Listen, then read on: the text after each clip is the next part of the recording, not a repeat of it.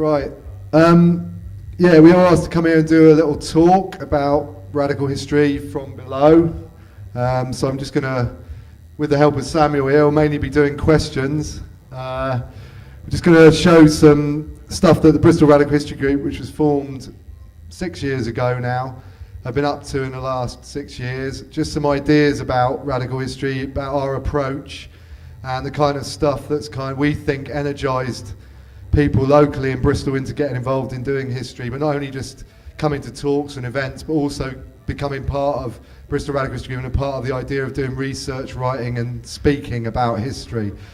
I'm just going to start by saying that I didn't like the title of the talk. This is the idea of short introduction to radical history, because if I had a choice, I would have called it History is the New Punk or something like that, which I think is a much better title. But what I was going to ask was, of the 8 people who were sitting out there, 9, sorry mate, yeah, my guesstimate was wrong. Of the 9 people who are sitting here, who watched the Olympics opening ceremony? 4, 5, oh yeah, 5, 6 over there, 7 or 8. So quite a few of you. Do you remember those chimneys coming up and all that? Yeah, well I quite like that because I watched it and I thought, finally somebody's understood what Jerusalem, the hymn's actually about. And they've actually tried to do something which tried to talk about the destruction, you know, of the rural peasantry and working class and how they got forced out into the factories, enclosure and all of that stuff. But actually the most enjoyable thing was watching the Tory politicians having to say they liked it, because they couldn't say they didn't like it, apart from 1 or 2 exceptions. I believe some bloke who dressed up as a Nazi, who's a Tory politician, didn't like it. But the rest of them had to say they liked it. And the reason I found that funny was because the Tories like to talk about this idea of the myth of the English countryside, about this like idyllic, you know, how it is now, and how it somehow represents hundreds of years of unchanging history.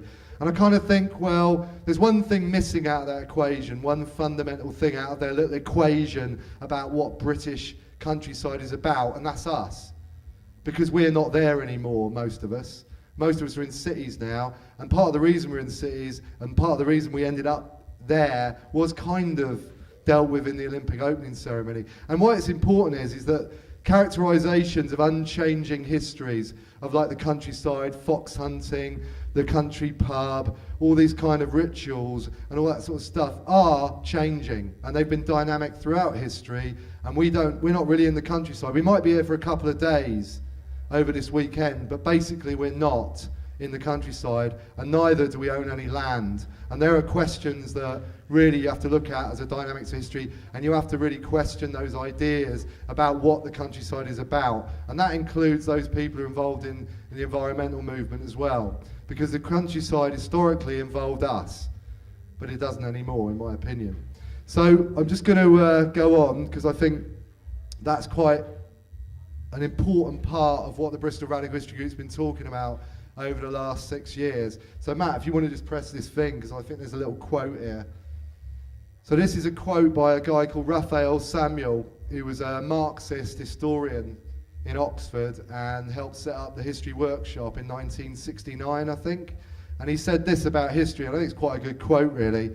History is, or ought to be, a collaborative enterprise, one in which the researcher, the archivist, the curator, and the teacher, the do-it-yourself enthusiast, and the local historian, the family history societies, and the individual archaeologist should all be regarded as equally engaged. So what he was saying was, and I kind of add a couple of things to that. I'd say the footballer and the cricketer and the punk rocker should be involved in that as well, because that's where we come from as a group. We come out of a sports club. We don't come out of academia, and I would argue that unlike the History Workshop, we actually don't come out of anything to do with academia really. We come out of the idea of looking at history from where we are and talking about it in the pub after playing these games of football and cricket. And it teaches me something else, and it's taught me over the years, which is that the areas where people can engage in politics or history of these things are not necessarily the places that most historians are active in. Most of the time they're in the academy. But as Raphael Samuel said, history is about an engagement from the whole community, and that's definitely what Bristol Radical History Group are kind of aiming at when we started in 2005. Matty, do you want to? Right, just click the next one. Right, I mentioned we were at the sports club, and the way that happened was because we read a book, one book in particular called the Many Headed Hydra, okay, the history of the revolutionary Atlantic. And why we liked that book was, one, because Bristol was in it a lot, or it certainly featured, but it was also because the way history was being done in this book was quite differently. I mean, has anyone heard of a book called The Making of the English Working Class? Well, it's a great book, but one of the criticisms I would have of that book is it tended, obviously, to look at the history of the English working class. It's been criticised, it didn't necessarily look at the Irish working class or the movements of people in and out of Britain through over hundreds of years. So it's a brilliant book, but the Many Headed Hydra takes a slightly different approach. It looks at the history of the Atlantic economy. It looks at the movements of commodities and people as a result of that. So Bristol, for example, was a port, you know, obviously, and was a very important port in the 18th century. So that's kind of where we started, thinking about where is Bristol, what is not just the history of Bristolians, but also the history of where they ended up, and who ended up in Bristol, and who was moved around the world as a result of the mercantile trade that was centred in Bristol. So obviously, you know, we could talk about I'm going to talk a little bit about the West African slave trade in a minute and our approach to that in Bristol. But it also was talking about large numbers of people from the environs of Bristol and the city itself who ended up in the United States working in, you know, plantations in Virginia, picking tobacco, about indentured labourers, people who were forced into labour, sailors, and all these movements that go along with capitalism, the rise of capitalism in the 17th century is where it really gets going, or at least begins to start.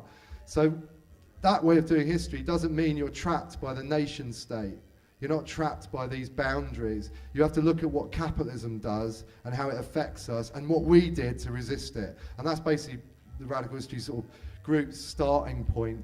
So if you want to press the next thing. Well, I'm just going to talk about two events that we did right at the start, having read the Hydra, particularly this first one, which I'll show you a bit of film of in a minute. I think it's good to start with it because it was our first event. But when we were reading this book, The Many Headed Hydra, we came across this guy called James Naylor. And he was a radical non-conformist preacher. Now, when I talk about religion, or I talk about non-conformist religion, most people go, well, whatever, you know, Quakers, whatever, I don't know. You know, they're not really interested. But the Quakers in the 17th century were far more radical than the Quakers that exist today. Right? The Quakers, as an organisation, were a revolutionary organisation in the 1640s, around the time of the English Revolution or the English Civil War. And James Naylor was one of those people. He was probably one of the most important orators of the Quaker movement. But why we're interested in James Naylor? Well, he was basically a farmer, you know, a small holding farmer from Wakefield in Yorkshire. And to understand James Naylor's life gives you an idea about what was going on in Britain in the 1640s at the time of the English Civil War or Revolution, whatever word you want to call it. James Naylor joined the New Model Army, or joined the Revolutionary Army to fight for Parliament against the monarchy. So obviously he didn't believe in divine right, he didn't believe in the power of the monarchy, the hereditary power of the monarchy. And what he was doing was, he joins these, along with large numbers of other non-conformists. And if I want to talk about non-conformists, I'm going to say some names of non-conformists you might have heard of. So you've heard of the Quakers, I guess. Everybody heard of the Quakers? Yeah. You heard of the Muggletonians? Yeah. The old Grindletonians. The Antinomians. Oh, right. Well, they were called, these groups, which are influenced by ideas from Europe. And these ideas are basically about religious levelling. That's cleaning out the whole of the hierarchy of the established churches, whether they're Catholic or whether they were even Protestant. It's about clearing out hierarchy. It's about bringing the ideas of religion right down into us. If you've ever been to a Quaker meeting, the remnants of that are still there, in the sense that people sit in a circle, anybody can speak. It didn't matter if you're a man or a woman. It didn't matter whether you're a child or an old person. Everybody could speak, and there was no one thing you may notice, there's no priests, and this is a development out of the ideas that occur in the 17th century, which in fact go back earlier to heresies in Europe, in Czechoslovakia and places like that, which travel across Europe. So what we've got in Britain is this explosion of kind of non-conformist religion, which is about levelling. It's about cleaning out all the tack, getting rid of all these ridiculous churches that make you feel small. It's about sweeping away the whole hierarchy. It's about sweeping away people who claim to be the next ones down from God, which includes the monarchy. So that's where the Quakers are coming from, and a lot of these other sects, Anabaptists, the early Baptists, Antinomians, they're all there. They're very radical, and they're in Britain in the 1640s. And they are the people who make up a very radical core of what is the revolutionary army that tries to overthrow the monarchy and is successful eventually in cutting the king's head off and changing British politics forever. We never will accept divine right in this country again, in my opinion, whatever they might think this remaining rump of the monarchy that we've got. And things changed after 1649 and they never went back again. So what's James Naylor doing? What's his role in this? Well, he's just one of these nonconformists. He joins the army, and these armies, when they went into battle to fight for early forms of democracy, they actually people preached before the battles, and they were generally nonconformists. So they had this role. It comes out of the army, and then in the great Quaker style, I mean, I don't know what the Quakers were like. They weren't kind of necessarily sitting around being nice in the 1640s. What the Quakers did was they did stunts, very much like our friend here from Climate Rush was talking about earlier on. So, for example, they went into churches and disrupted services. Women ran into churches, took all their clothes off. But the whole aim of these kind of stunts was to try and show people that what religion's really about is about us. It's not about hierarchies or experts or mediators, which most religions have. Mediators are people who sit there and explain your real human experiences back to you. And the Quakers understood this and started to bring it back down to very simple stuff about us, what we feel, what we desire, what our pleasures are. The most radical sections of the Quakers, for example, said things like, food is good, that's enjoyable. The sunshine is nice, going out, playing games, swimming in the river, sex, all these things are brilliant, they're part of us. So we don't need a priest to tell us about them because we experience them ourselves. And these radical Quakers, that is the core of their ideas. It's about bringing heaven away from this far-off Eden or faraway thing down into our own lives and building Jerusalem here. And that's what that hymn's about if you read it. It's about building a new world here amongst us without this hierarchies, without these kings and queens and all this rubbish. So James Naylor, what does he do and why were we interested in him? He comes into Bristol in 1656 with a bunch of ranting women. Does anyone know who the ranters were? Yeah? Well, if you don't know who they were kind of the punk rockers of the 1640s and 50s, right? They were people who said the things that no one else would say. So they said a lot of that stuff, very connected to nonconformism. So a group of ranting women, and James Naylor came into Bristol to put together a political, religious levelling stunt. And their stunt was to recreate the entry of Christ into Jerusalem on Palm Sunday in the middle of Bristol. Now, I can't believe there wasn't much more blasphemous thing you could do at the time, but they went for it. It was pissing down with rain when they came into Bristol. They marched up through the centre of Bristol they were using willow boughs, okay, as they couldn't get palms, funnily enough. I don't think they grow in this country, do they? So they had willow boughs, and there was James Naylor and his ranting women, and they were like creating this stunt. And the idea of the stunt was to say, Jesus is not out there, he's not something to do with priests or churches, he's in everybody. That Jesus is in everybody. Don't quote me on that, because I'm an atheist, but anyway. So I'm just going to show you, because we thought, well, what a great idea. He's never been remembered. Even the Quakers have written him out of their history, because the only thing we could find about James Naylor initially from the modern day Quakers was the name for their foundation, the James Naylor Foundation for the Mentally Ill. So we thought, well, obviously they've even ripped him out of their history. And so, exactly, I mean, and this guy is saying stuff like, down with slavery.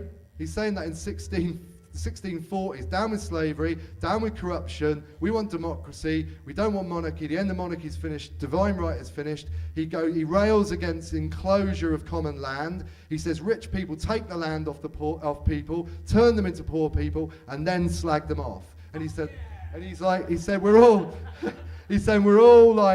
we're all from one mould and one blood. So the whole of humanity. He's very radical, he's a revolutionary in my mind. So he comes into Bristol, we thought, well, we've got to recreate it, haven't we? we've got to recreate this after 350 years in 2006. We've got to recreate this moment in history that's been forgotten, that nobody wants to talk about. So we thought, right, we found this kid who was somebody, you know, in our sports club who looked a bit like James Naylor, and we sort of tricked him because he didn't know what was going to happen in real life. We said, "Oh, do you want to do it?" And he said, "Yeah." And then we need some ranting women. Our netball team they're basically can-can dancers, so they said, "Yeah, we'll do it. We'll be the ranting women."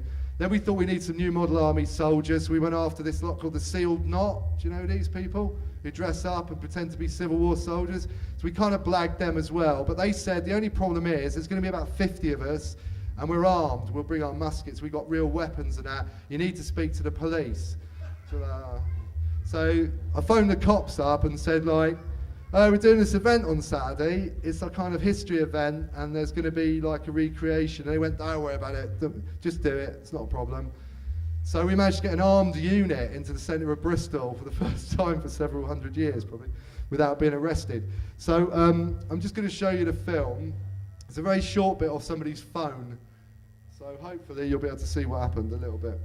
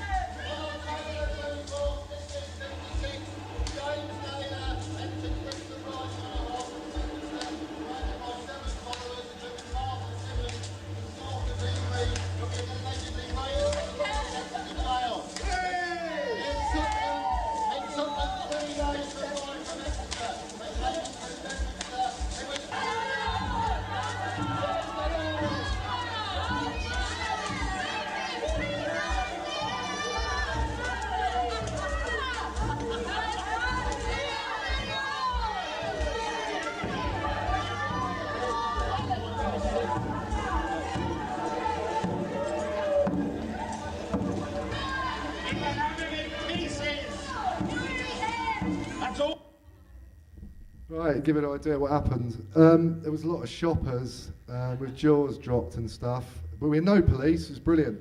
So we went on then to actually show what happened to James Naylor. We recreated, first of all, his arrest, because after they'd done this march in 1656, they went to the pub. In 1656, they went to this place which still exists, which is now a hotel, and they were actually arrested in the pub. James Naylor was then taken to Parliament and tried by the Puritans. People like Tony Blair types, really.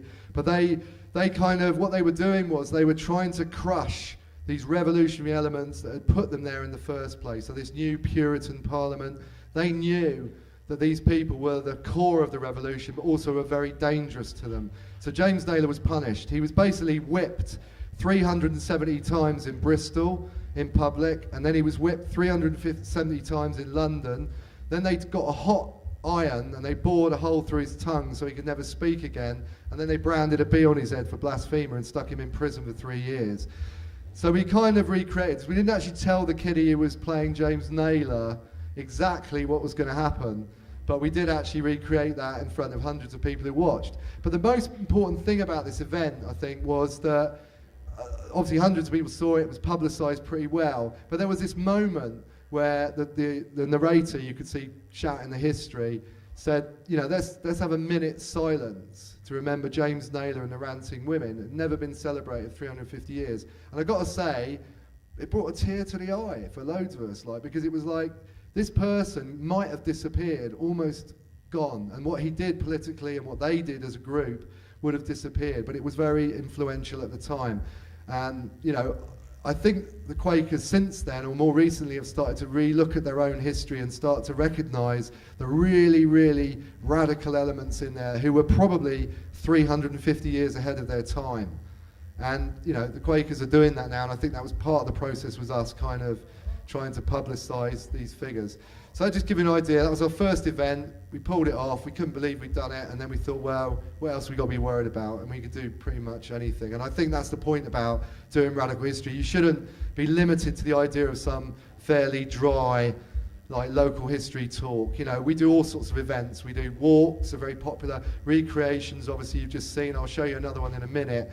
But also children's events. One of the biggest most successful things we ever did was pirate boat trips around the centre of Bristol. So if you know anything about Bristol, it's got wicked pirate history, which is also much more interesting than you'll have seen in films. And I won't go on about pirates, but just recommend looking at some stuff that's been written about pirates, especially in the last 10 years, about how they organised and stuff like that. So pirate boat trips, we had to do 150 kids turned up dressed as pirates. So, doing children's events is brilliant. It's a way of actually engaging children with history. But the way to do it is to pick up on the imagination that people have already. And we found from doing these events, that first Radical History Week was about 32 events in 10 days, and 4,000 people turned up or something over all those events. So we had a huge impact, and we realised, because we never done anything like that before, and it should never hold you back. You should never be held back by other people's ideas about what is, doing a history event or doing a climate event or whatever it is. You use your own imaginations to do that, and really that's the most exciting thing about doing history. There's plenty of stuff that's interesting, and there's plenty of stuff that's not known about. So do you want to just click the next slide and I'll get on? Yeah? Okay. Do you want to just click to the slide on the presentation? Okay, yeah, that's all right.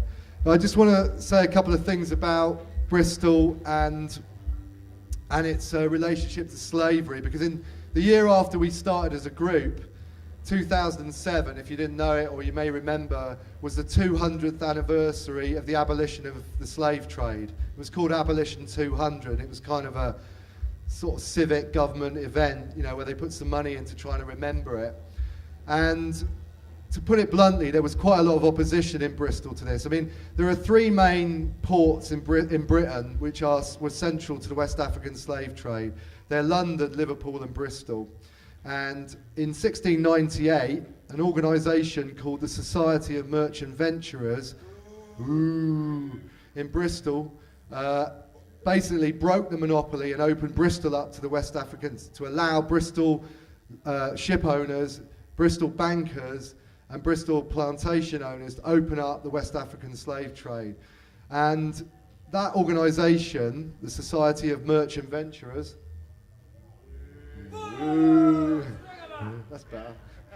They still exist, and they still exist in Bristol. Unbelievably, after 500 years, this organisation has not been wiped out yet or shattered. That you can have an organisation out in Bristol is a massive affront to the city. This organisation also has £93 million in the bank, which it uses to try and organise civic events. So it wants to present the city as a centre of kind of trade, mercantilism, this exploration, this discovery, apparently, of other people's places, or they're already there.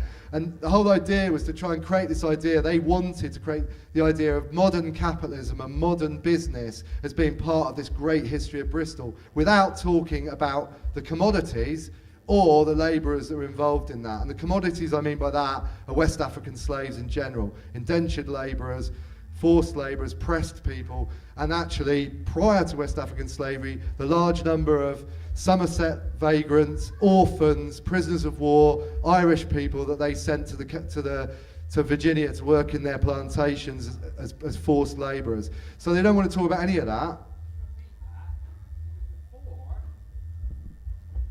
Before African slavery, there was white slavery from people like us in pubs, and these people come in and drag you out. And this is something you're not taught, is about the white slavery that was going on, which when I learnt about this, I'm from Bristol, and in my school it was always like drummed into your history is slavery, and it's always put forward that it was a race thing, that people were made slaves because they were African. Actually, it's a fucking class thing, that these people were doing it to white people before, and then when that became unsustainable, they found this wonderful new market where they can just rip people out of their homes, it was happening there.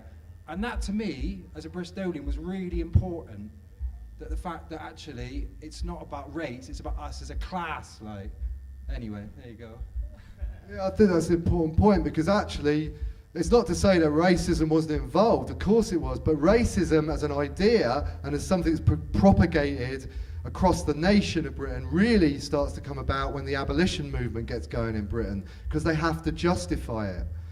That's the interesting thing. So what's going on in the 17th century is they're taking everybody they can in Britain and Ireland and wherever they can get to work in their plantations, grabbing these people. When those people either ran out and they couldn't do it anymore, or they died, because most people who were indentured labourers in the 17th century in Americas, their survival rate was about 50%.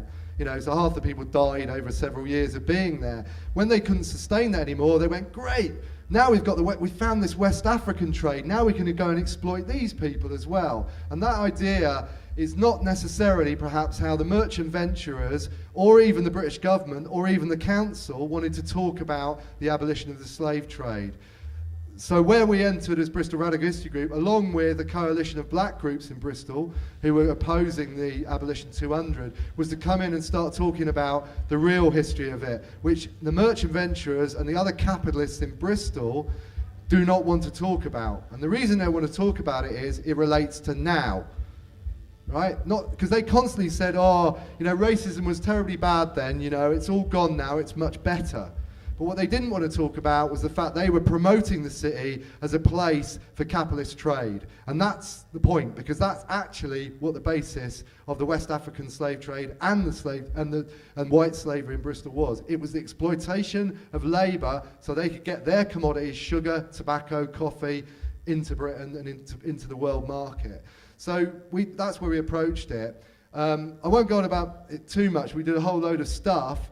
Not a single monument was placed in the city in that year to remember the horrors of the transatlantic slave trade. Not a single monument. We were the only group who actually did something. They named a bridge after it, which was nothing to do with it, but they didn't actually put up a dedicated monument to remember this. And we actually worked around a pub in Bristol called the Seven Stars, which is where, to cut it briefly, where the abolitionists met the one group of people in the slave trade who could give them information, had an interest in giving them information. Who would be the one group of people in Bristol who would be able to give information to the abolitionists, right, to allow them to fight against the slave trade, create a mass movement, who had no interest in the slave trade? Well, what we found out was, in fact, it was the sailors on the slave ships who gave that information. And the reason is that nobody wanted to work on slave ships if you were a sailor, because it was extremely dangerous anyway, seafaring was. Two, it was extremely dangerous sitting off the coast of West Africa getting yellow fever and cholera and typhoid. It was also extremely dangerous because obviously the slaves revolted on the ships, and that made it more dangerous. And lastly, because of those effects, no one wanted to work on slave ships. So what did the slave owners do and the sea captains? They did things called crimping, which is where they got sailors into debt, put them in prison and said the only way you can get out is put them on the slave ship. And if they couldn't get enough then, they called it spiriting.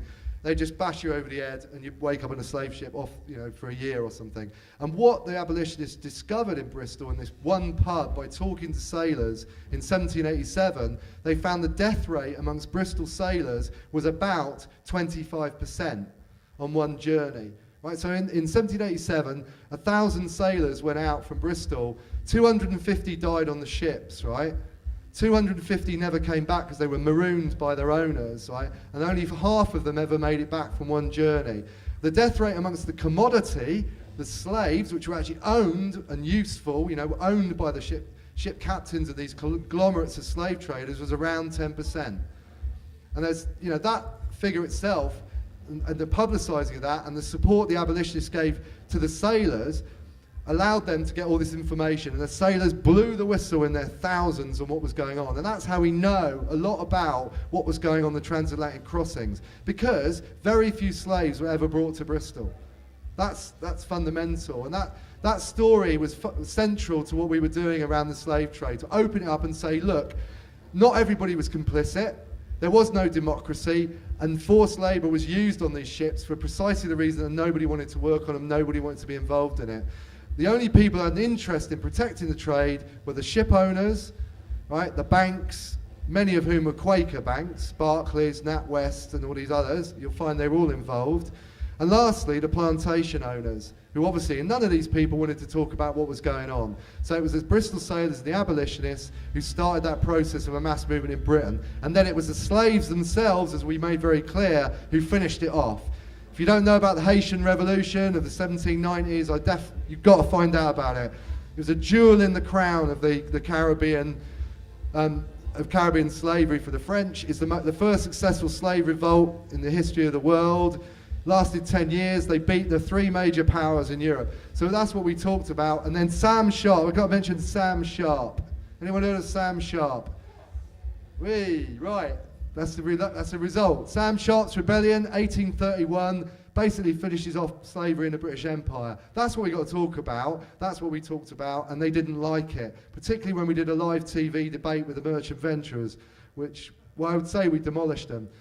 And they asked us, on this TV debate in the BBC, they asked us what should be the legacy of the abolition year. And one of our group at the front, I think they picked her because they thought she was nice. But she said, like, the legacy of this year should be the abolition of the Society of Merchant Venturers and the taking of that £93 million and being sent to the Caribbean to build schools and hospitals. And, you know, I think that intervention was what put us on the map in terms of causing trouble, and that's what we've been about ever since, really. So I'm just going to talk about one more figure, which I'm going to show you a film about. We like having a go at British icons. One, because the history is pretty bollocks. It's generally inaccurate. And secondly, because, you know, you've got to get out there and tell the people what they were really like. And so the person we chose was Winston Churchill. He's one of the people we chose. Winston Churchill, I'm not even going to say anything about him, but you find out the real history of Winston Churchill, which ranges from using poison gas on indigenous peoples through to putting gunboats up the Mersey and training them on working class areas to frighten them back to work, like shelling his own working class. That's who Winston Churchill was.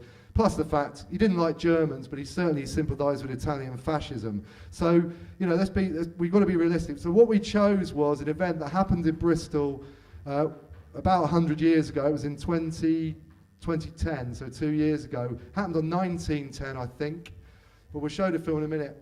What happened was he came to Temple Meads with his wife, and they were walking along the platform, and a suffragette called Teresa Garnett ran at him and horsewhipped him on the station in Bristol. And she did that because he'd just introduced force feeding for suffragette prisoners, right, which was basically torturing suffragette women who were fighting for democracy. So we thought, well, what better thing to do than recreate that, because, you know, it's got to be done and it'll get it in the news. The most important thing we need to get across is the idea that why Winston Churchill was attacked. He was attacked because he's the person who brought in the force feeding, and that's why she attacked him. So I'll just show you a bit of the film. We had to choose certain people. Unfortunately, they decided I looked like Winston Churchill. And my girlfriend at the time was chosen to be Teresa Garnett. So I'll just let you get on with it.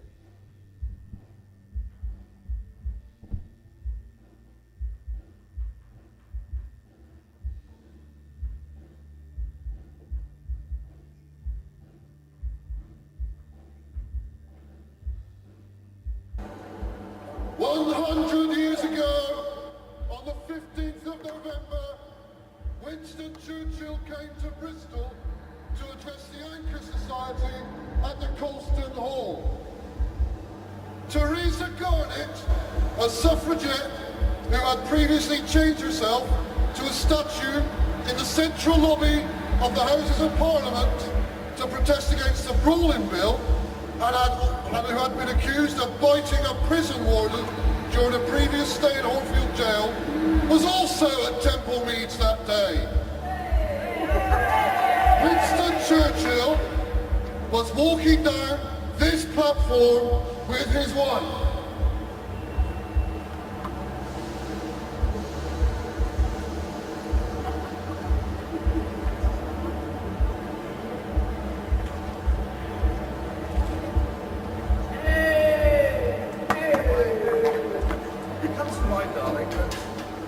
Over the last few years, these suffragettes, I think the Daily Mail calls them. Yes, dear. Well, since that ridiculous terrorist the other day chained herself to the statue in Parliament, I've started to think that these petticoat terrorists have begun to dominate politics. Churchill, keep that in the name.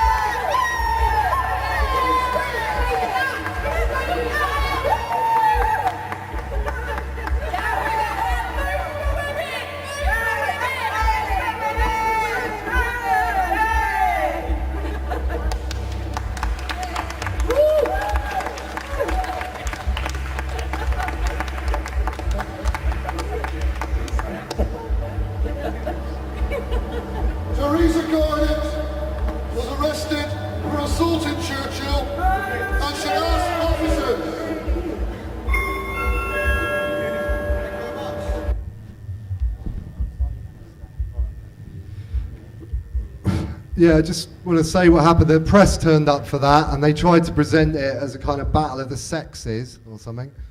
But they did actually put it on the inside front page, a big article. They had the photograph, and it was very instructive to the 16-year-old woman who wrote the script for that and did the research, because she did the interview, and she mentioned 4 times to the reporter why Churchill had been attacked for this force feeding of women who are fighting for democracy.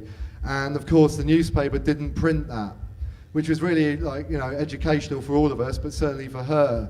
And I think, but the point about this was, what did happen was that, you know, when news agents have those posters that, you know, which show the news, you know, latest and all that. Well, all over Bristol, the Evening Post put that around all the news agents. We've got one at home, but it says, you know, Churchill attacked at Temple Meads, which was kind of an odd headline. But it did actually make an impact, and it did get that incident into the news. So although a lot of us obviously don't like the media very much, and we certainly don't believe that they're on our side, obviously, it is possible to sometimes subvert them with history. History goes under the radar sometimes. You can use it and get very important historical and political points across, because they don't necessarily realise what they're doing when they publish this stuff.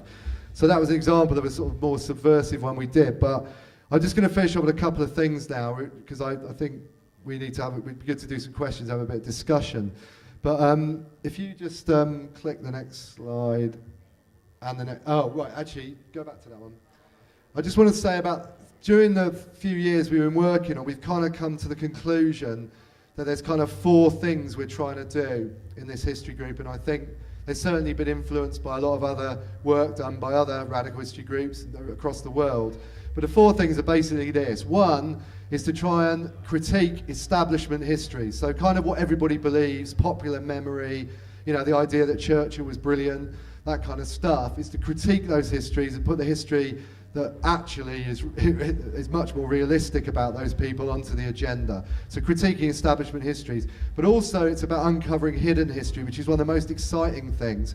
When you're actually doing the research and you discover things that basically the press don't want to talk about, politicians don't want to talk about, you know, wealthy people in the cities don't want to talk about. It's really exciting to uncover real hidden histories of resistance, and, you know, to capitalism or all sorts of other oppressions. You know, it's an exciting job to do that as part of the job, uncover hidden history. The third thing that's really important is also to critique radical histories. So we're not producing something which is not not to be critiqued. It's to look back and see how things are presented. And we've done quite a bit of work around trade union histories, left-wing histories, social democrat histories, and tried to look at why they're produced and couched in a particular way. So, for example, we have an awful lot of victim-centred history in this country on the left. We have to be victims. We have to have been killed, hung, tortured, locked up, you know, for that to become an iconic moment a lot of the time. But what we're interested in is popularising our victories and where we actually change things, which aren't always the histories that are put forward by radical left-wing politics. And I think that's really important. So critiquing radical history is very important. Lastly, you've got to connect it to contemporary struggles. Now, earlier on, if you were in the talk earlier today, you heard Ian talking about the Forest of Dean. And that, as far as I'm concerned, a lot of that or involvement came out of a radical history group called the Warren James Group, and you could go and read the pamphlet over there about who Warren James was. But that's a great example of where the history of fighting against enclosure related to something that was happening right now, the austerity measures and the attempt for the government to sell off the forests. So that's basically where we're at. The last thing I'd like to say is as Raphael Samuel said in the history workshop, you know, we should not be intimidated by academies, by intellectuals, or by academics. The role for academics, as far as I'm concerned, historians, is to work for us, right? What we do with academics, and many of them are great, you know, friends and comrades of ours, is to try and engage them with the public. So if an academic is being paid to do work on something that's useful, maybe the history of suffragettes and direct action, then we need to get them out talking to people, not sitting in the academy, you know, writing papers that nobody bothers to read. So you could go after academics, and often, a lot of the time, you'll find 2 things. You'll find people who are really supportive of what you're doing and will come out and do public events. You'll also find a lot of academics who are very frightened of the public. It's much easier to sit in academic events in their little ivory towers than it is to get out on the streets and actually engage like, our can-can dancers did, for example. So, that's one role for us. The other thing is within ourselves and within groups and the people who get involved in, excited about history, is to encourage 3 things to start with. One is to be able to equip people to go and do research, to help people, and it's not rocket science. I've learned about it. We've all learned about it in the group. How to do research, where the archives are. Who are the people in the archives that we know? Some of them are in our group who can really help you. That kind of stuff, so that you can go out and do your own research. And with the internet nowadays, it's even easier. The only thing that stands in our way is capitalism, because they will put a price on everything. So what you need is to get students and academics to allow you to use their resources. That's really important. So students and academics are important on that level as well, that they can, for example, if you've ever tried to get a history paper, off the internet, you'll find you might be paying 20 quid for it, or tenner or something. You get universities, these people, to give you the information to help you do your own research. The second thing is to do writing, to encourage people then to write. And you'll see there's 22 pamphlets over there, and I'd say about 3/4 of them, there they are, like on the stool, are written by people who've become researchers and put together and done some new history. So you'll find that there, and that many of them are in this group, and anybody can do it, in my opinion. And the last thing is to get people to stand up and do public speaking, right? So the ideal thing is to go and do some research, maybe on an area where you live, do the research, do the pamphlet, and then get up and do a talk where you live, not somewhere else, not in the university or in the pub. If you do it in a pub, it's brilliant. But I mean, do it in the places where people, a lot of people are really interested where they come from, where they live, what happened to them, that kind of stuff, and also what they did about it as well. So those 3 things go together. It's about leveling, just as James Naylor was doing religious leveling. We believe that you can level this kind of history as the province of the professional historian. We think that can be leveled, and I think we've gone some way along with a lot of other groups to proving that. All right, I'm gonna shut up now. So, cheers.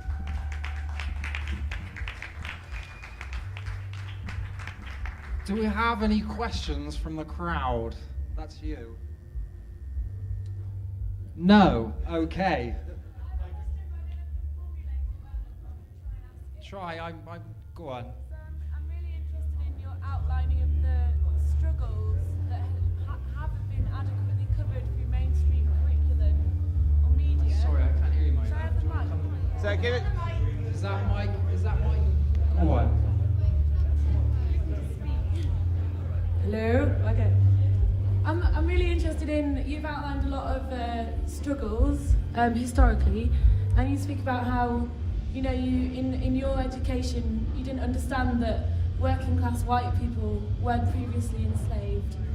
And I'm listening to your narrative and your story, and I'm wondering, how do all these descriptions of the struggles that you've been illustrating through your stunts and events, what comment are you trying to make on the current situation of our cultural and economic conflicts with regards to social justice? So I see the history, the story is really interesting. We don't get to talk about history enough. We don't get to learn about history collectively in social detail. We got taught quite a condensed blanket message, but how does what you've been teaching us now and sharing relate to what we need to change in the social political structure of today? Because I feel like you didn't quite link that up, and I'm interested in your comments. Yeah, I'll say a little bit, then he can have a go.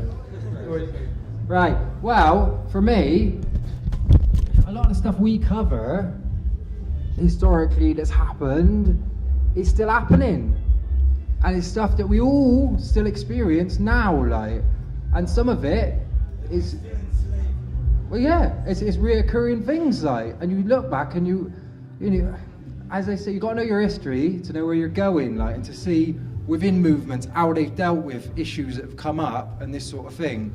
For if somebody says to you, "Oh, come and see this history thing," you're thinking, "What's he on about?" Really. It's amazing. It's like he said, it's punk as fuck history. It's great. Can you give us an example? Go on. Well, I mean, I just go back to the slavery thing, for example. Although it appears like, we're told, for example, that, that slavery was some kind of historic event and, it's over now. The point what I was trying to get at is that was being portrayed in a particular way. And by turning it over and saying, well, actually, this was more about this international web of trade and exploitation of labour than it was to do with lots of other things, to do with moralism, or to do with religion, or to do with even with basic ideas about racism. The point was to say, well, look, that these things were a product of that, right? But what actually was going on was the idea that you could take, you could turn people into, one, commodities, but two, you could also use labour to extract those commodities from places. That's precisely what's going on now, and that's why the merchant ventures didn't want to go there, because if you stand up in a meeting and say, well, what's the difference between you going to take these people, these labourers from here to there to get tobacco, what's the difference between that and the massive movements perhaps of labour in Southeast Asia that you're involved in as bankers, that is actually, 100 million Chinese people moved from the countryside into labour so you can exploit those resources and turn them into commodities and move them across the world. Actually, those world systems are still operating. So it was to kind of get beyond this moralism or this idea that it can all be brushed away and it was something that happened in the past. The same systems are operating now. The only difference perhaps is that we now have a preponderance of wage slavery rather than purely forced labour or different kinds of forced labour. But then you start to talk about wage slavery and what is that and what is the difference. And you can actually see the difference on the slave ship. Right? Although those sailors were forced, were kind of impressed into that, they were meant to get some wages at the end of it, right? Which is why the people who ran the ships weren't too bothered if they died, right? If wage slaves die or get left behind, right, it doesn't matter. You just hire some more, just get some more. Right, where the commodity was something they owned. That was the slaves they were moving. So these ideas are central to the idea of world trade and capitalism today. I mean, if you can understand the nature of wage slavery and what it means and how people are actually, for example, the biggest problem they had in getting white slaves in the 17th century is that if people have got subsistence, a lot of people lived in the rural areas, they had common land, they had access to food, about half their food was coming from the commons, in that period. And if people have got subsistence, they don't need to work for a wage necessarily. Okay, but if you take that subsistence away, you force them into the money economy, you force them to sell their labour, and that's central to what's happened in the history of Britain and the world. And that's why, for today, you'll find that no time in the history of the world has there been more people without the ability to actually survive without having money. And that's fundamental. So that's how it relates directly to now. It's about taking people's subsistence away as part of turning them into wage labourers and being dependent on the wage. And okay, sorry, yeah. Yeah. This was interesting. I think kind of following from your point earlier, I'm interested in about groups and what kinds of resistance are present that We had a very quick conversation about groups in Detroit and the situation there. I think history is great and it gives us an understanding of the present context, but what I'm interested in is what groups are doing now to challenge the system. Could you give us some examples of those groups and what models or what kind of actions they do to counter those? I mean, you brought up Detroit, and I'm going to... Okay. Do you want to do it? Hello. Well, just bear in mind, not everyone understands everything as much as you do. So it might be good if you just give us a kind of context of what's happening in Detroit and what the movement is before we go into it, because it just helps us understand what's happening there. Well, I think we talked about Detroit earlier on. If you don't know, Detroit kind of as a city in the United States really grew between 1910 and about 1980. So you get this huge city arrives, based on auto production, massive factories and, these huge production lines and, hundreds of thousands of workers are migrating to Detroit, particularly around the time of the Second World War. It's a huge population. A large section of that population, probably about 80%, is African Americans, particularly those from the South who moved there. So this huge city grows up very, very fast, right? And then, by the 1970s, those factories are leaving. that industry, capital is leaving the city. It's, you know, what people might call post-industrial, which isn't a very descriptive word for what's actually going on. But so you've got a whole section of the population. And what should happen then, according to the idea of the American dream, or the American nightmare, depending on your point of view, is that people should then leave, because the work's gone. So you leave, you travel again hundreds of miles, thousands of miles maybe to get work. But what happened in Detroit, and to give you an idea, in the last 10 years, 50% of the population of Detroit has left. But there's 50% remaining for two reasons. One, because some people refuse to go, and two, because some people are unable to leave, particularly older workers as well. You just couldn't get the work. We've been through this economic crisis the last 4 years. So what you've got in Detroit is a situation where capital has left, the industry's left, and even the state is starting to leave. They turned off half the street lights in Detroit a few weeks ago. 83,000 street lights were turned off. They're going to turn the water off. The police shut their police stations at 6 o'clock in the evening now. And what's going on there is that, what the point is what do you do about that situation? You're in a situation where welfare is very low.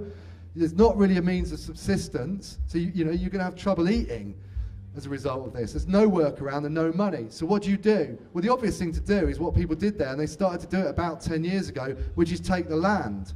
So people started to make big land seizures inside Detroit itself, and there's big organisations, social organisations that have formed in communities in Detroit where they've taken the land. And it's a simple thing to do. It doesn't mean you can survive alone on the land, but with a bit of welfare and the land, you can just about survive and you can subsist. And then you don't have to necessarily move.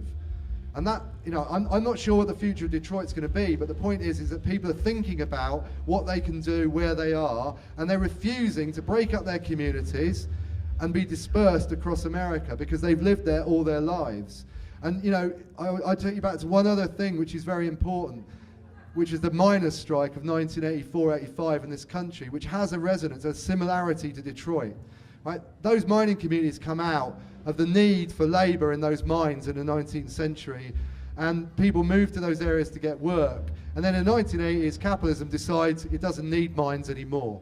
Right? It doesn't need that. It doesn't need the trouble of the working class and their unions, the most radical in this country. Neither does it need the mines anymore. So what are you meant to do? Are you meant to go like all this press I heard at the time and go, actually, you're uneconomic. Sorry, you're uneconomic. You've got to go.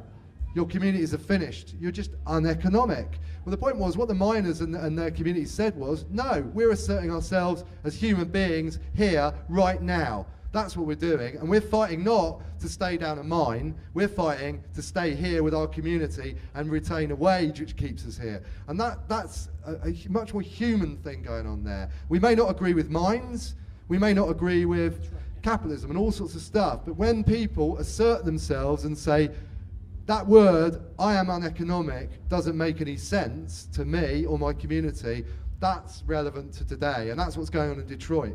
They should be saying, oh, I'm uneconomic, I'll just go off and, hide, starve, become homeless. So, but we're not going to do that. And that's a good example, I think. My next question then is, what can we do? Because as individuals and collectives in this present climate, what advice would you give to people that want to either challenge or want to provide an alternative to the present system that exists in society? I could rattle on here, but I thought you might know that. I do it. I mean, I'm doing my own stuff, but I'm just. That's a massive question. Well, What are you dropping a bomb like that for? Like? Well, look, that's what we're here to do, surely. I think the answer is quite easy, really, man, because obviously it's just about, like you said, communicating properly, talking, getting out there and talking to people, meeting new people, growing your own food, trying to be as self-sustainable as possible, foraging, learning how to forage, learning all these techniques, telling people about foraging and getting forward from there, and then just spreading as much love as possible and not living in fear. Surely that's the solution. Not living in fear is a hard thing to do.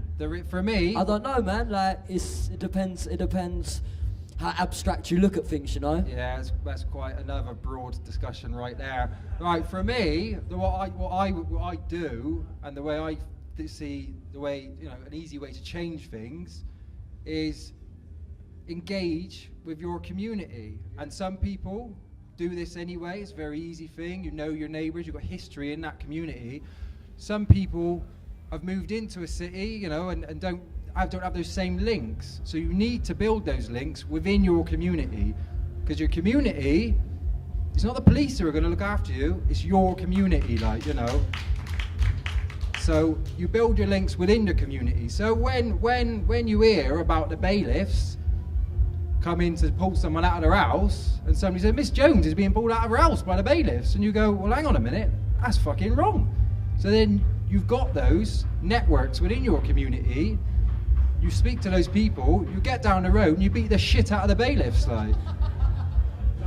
But then again, that's still dealing with a fear vibration, because you should be able to talk to the bailiffs and they should be there squatting the buildings with you after you've used your spells and talked to them on a level and educated them enough on their history. Right. Educating I the can speak louder. Fuck bailiffs. They are a class enemy. They need to be educated. It's like police, you know. All these people are our brothers and sisters, and you shouldn't have no enemy right there is living in fear, and that's probably why you find it hard to deal with it. Oh no, I got a lot of hope, but it's about they've got to be our friends, yeah. So then, eventually, if we get on a level with bailiffs and they're educated, then surely they're going to realise that their jobs are going to literally maybe not be necessary, because they're growing all their own food, they know how to forage, they know how to feed themselves. As long as they got their shelter, their food, their land, they're going to be alright. But unless someone tells them that, they're not going to know that. Right. So if we stand there going, fuck you bailiffs, like, you're scum, then that's going to get us nowhere. Right, when my dad's house got fucking repossessed, and all my childhood things was getting dragged out of the house, if I started talking to them going, look, actually, we're a part of the same class here, you working for this company, you're being exploited by the same people I'm being exploited by, you don't need to take this stuff, and actually, your bosses are exploiting your labour, like, you know, they know that, they know what they're doing. It's not like, you know, it's not like a policeman who could say, well, actually, I'm a local bobby and I defend my area, but every now and again I have to put on a riot uniform and beat the shit out of people with their hands in the air. Policemen, I can understand the mind flips. Bailiffs, they know how they're destroying the community. They're scum. They're exploiting all of us. Fuck bailiffs. They should be battered every time we see them, like. For bailiff operation in Scotland throughout the whole time. They were opposed by people.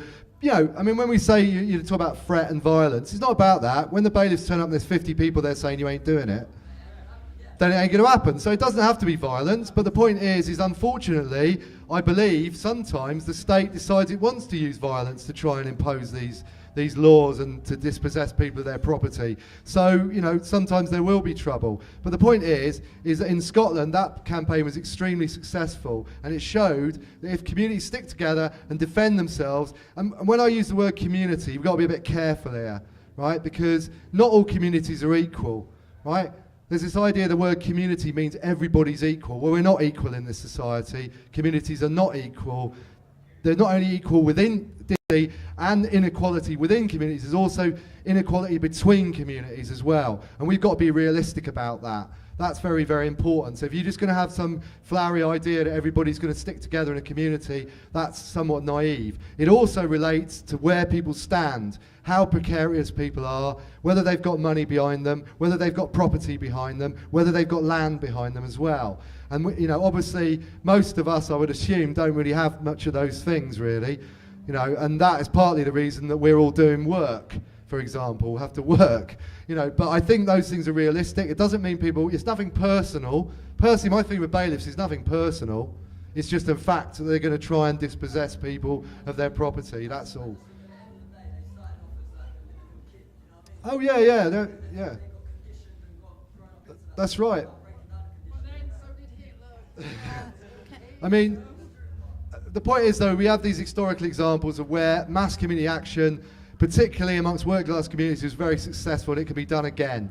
The only other thing I'd say on what Samuel said is that, you know, it doesn't just, when we talk about, I know there'll be some people here who are thinking, like, what about the workplace? What about the workplace? Well, I think the most interesting thing I learned in Detroit from talking to black auto workers from the 1970s in particular, an organisation, Detroit Revolutionary Movement, the League of Black Revolutionary Workers organising factories, they said, we were one of the most successful organisations in organising, you know, revolutionary unions in big auto factories in Detroit. They said, how did we start? They said, we didn't start in the factory, we started amongst ourselves in the community, amongst our class. That means the people who work in the factories, the people who live off the back of those wages and do the domestic work, which is unwaged. That's the people who stay at home and look after children, whether they're men or women. It also talks about the unemployed people who don't get a wage, and older people who are not part of the labour. All of that is part of our class, right? And that is who they were fighting for, and they started as all those people together, rather than coming in from a perspective of saying, we've got to form a trade union which defends a particular group of workers. So they had a different idea in Detroit in the 1960s and 70s how to fight. And it was a fight which combined the idea of the workplace as being very important in the community in the sense that that's what unites us, but it's not the only place we unite. We unite as a class in many other arenas. And that is a class of people who are dispossessed of the ability not to work. You have to work. And that's who I'm talking about, and we have to be clear about that. That does not exclude people, it's just a reality, and I think that's part of our how we've looked at history as well. And I'll shut up.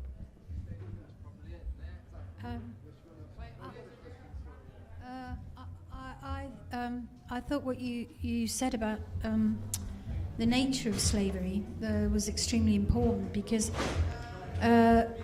first of all, slavery hasn't gone away. There's still many people in the world who are enslaved, and including a trade in slaves. Most of them are women who are trafficked for sex and so on, and are in effect slaves. But also, the issue is really important because if you clarify the source of slavery within the economic structures that existed at that time, not to deny the role of racism, but to put that into its historical and economic context and power context as well, then what you're doing is you're clarifying for people the fact and reality of capitalism's ability to reproduce those conditions at certain points. I mean, for example, if you look at the whole project of the fascist regime in Germany, there was a real clarity there that it could not be done on the basis of paid workers. And in fact, the whole project was done on the basis of slave labor, where whole races were said to be inferior and were made to work in slave labor conditions for nothing, for no money. So the whole thing was actually based on slavery. And the important thing is that when capitalism, as it was in Germany at that time, is in such a profound and fundamental crisis, that the issue is the survival of the system or the ability to go on paying wages, then they will opt for slavery in order to maintain the system. And we need to learn that lesson because we are now in this period facing very similar conditions. A slump which is bigger and more global than the slump of the 1930s, which brought about those conditions in Germany. And of course, we already have the sort of baby nascent tremblings of slavery, where, for example, teachers in Spain have been going to work since last year, and they haven't been paid since last October. So in effect, they are slave labor. They're going in there, supposed to be wage laborers, but they're not getting any wages. So, and this is what capitalism requires in order to maintain its rule and its own survival as a system. And therefore, these questions of history and how we understand it in the context of the present day are absolutely essential. And I'd like to thank you a lot for your talk. It's been really, really interesting. And I'm definitely going to spend some money on pamphlets. So yeah, thanks very much for that. And come along tomorrow. We're going to talk in the People's Assembly. We're going to talk about economy. What are the alternatives? How do we reach these alternatives? What is the political vehicle for doing that? And how can we create it and form it? So come along. Yeah.